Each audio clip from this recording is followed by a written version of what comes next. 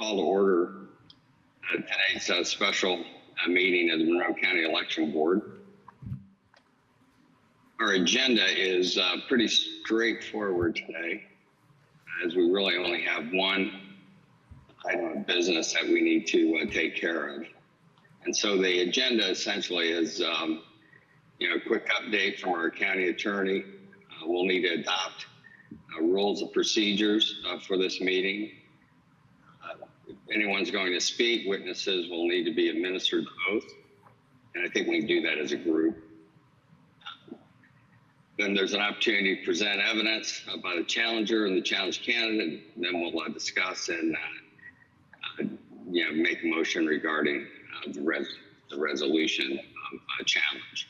So with that, why don't I hand it over to our county attorney, who's going to make a few comments here. Molly? Thank you, Mr. Fernandez.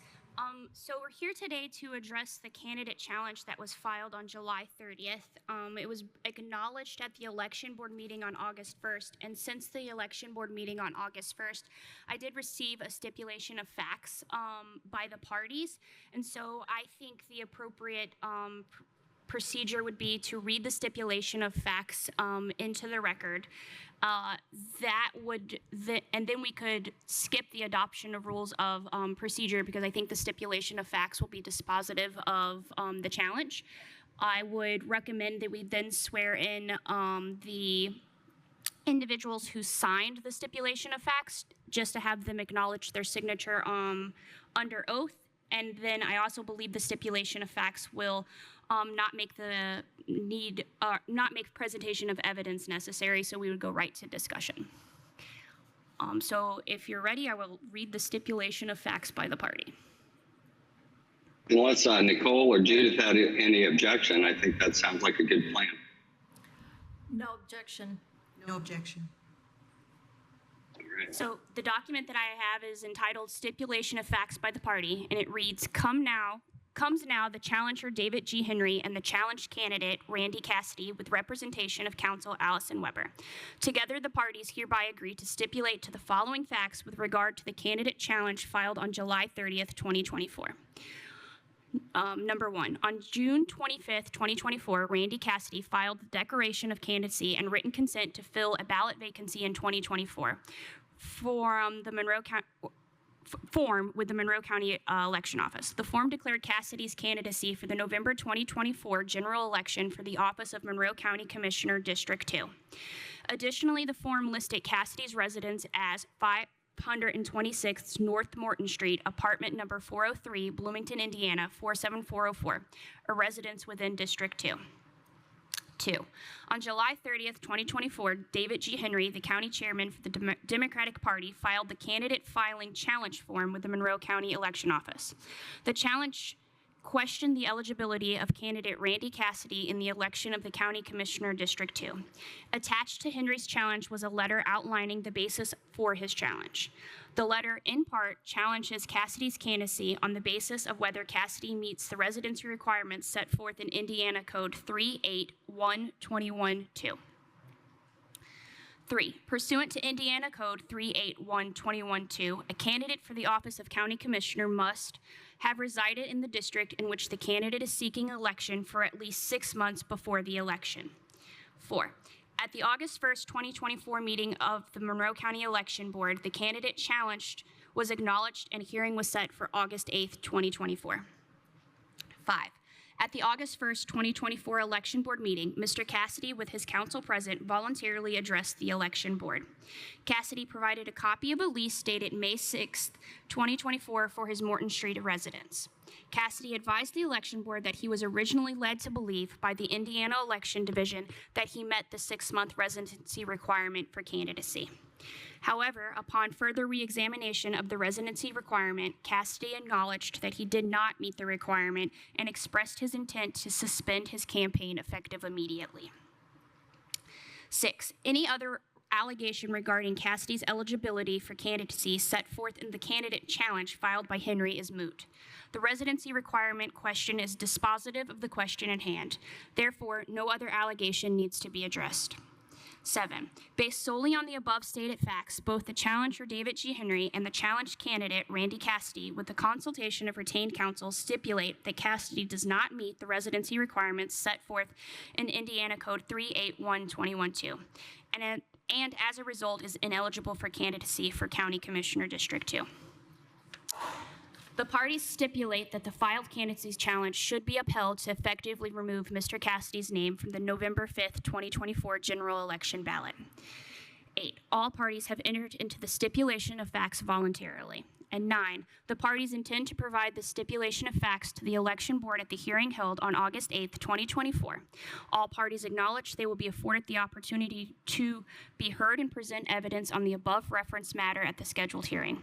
However, neither party wishes to introduce additional comments or evidence and submits this stipulation in lieu thereof.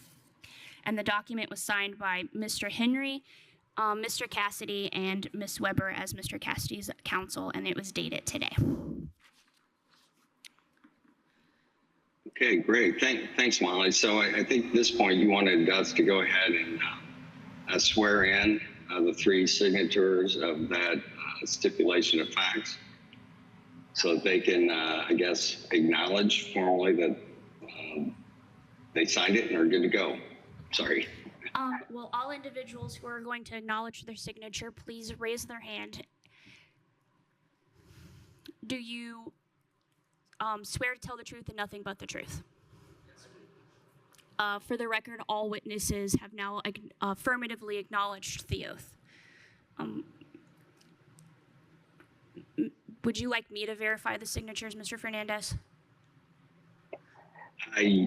Yes, I don't think I can do that from here. Or, okay. Or Judith or Nicole, yeah. I can go ahead. Mr. Henry, did you indeed sign the stipulation of facts that was read into the record? Yeah, I do. Thank you.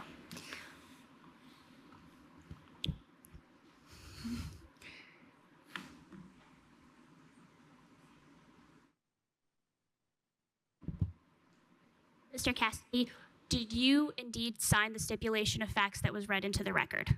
I did. Okay. And then Ms. Weber's signature was affixed to the document as Mr. Cassidy's counsel, so I don't really think she needs to be sworn in and affirm her signature. Well, thank you. Thank all of you for your cooperation and collaboration on trying to bring this matter to a appropriate conclusion. At this point, we would have entertain any discussion among the board. I don't know if Judith or Nicole, do you have any questions or comments you'd like to make at this time?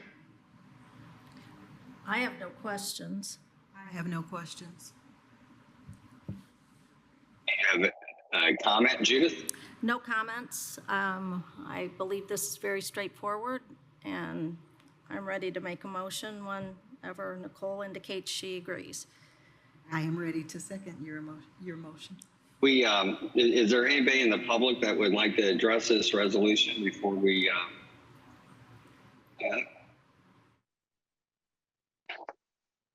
if not,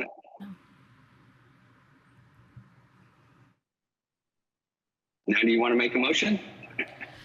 I make a motion that the stipulation be accepted and the challenge filed by David Henry as chairman of the Monroe County Democratic Party be accepted and upheld, and that we move forward from there. And there.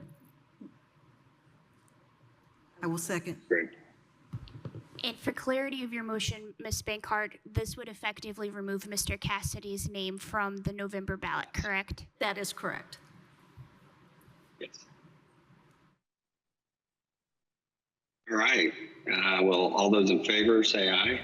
Mr. Fernandez, we'll have to do a roll call vote. Oh, sorry. It's okay. Election board member Bankart, Yes. Clerk Brown, Yes. Mr. Fernandez. Yes. Motion passes 3-0. Okay, well, that is our only item of business today. So it's, with that, I think we can entertain a motion to adjourn. Prior to the motion to adjourn, I do think it's important for the board to advise Mr. Cassidy of his right to judicial appeal, if you so seek to do so.